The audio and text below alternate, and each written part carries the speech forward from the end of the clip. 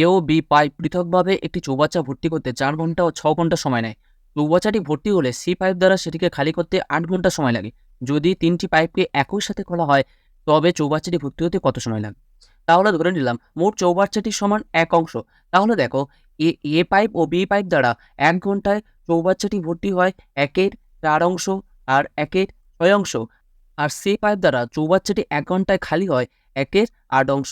যেহেতু A pipe আর B pipe দ্বারা চৌবাচ্চাটি ভর্তি হয়, তাহলে এ পাইপ আর বি পাইপের ক্ষেত্রে প্লাস হবে, আর সি পাইপ যেহেতু চৌবাচ্চাটি খালি করে তাহলে এক্ষেত্রে মাইনাস হবে। এখানে আমরা লসাগু করে পাচ্ছি 24, তাহলে এখানে 6 plus 4 minus 3 is equal to 7/24। চৌবাচ্চাটির 7/24 অংশ ভর্তি হয় 1 ঘন্টায়, তাহলে 1 অংশ ভর্তি হবে 24/7 ঘন্টায়, দিস ইকুয়াল টু 3 পূর্ণ 3-এর 7 ঘন্টায়। অপশান এ সঠিক।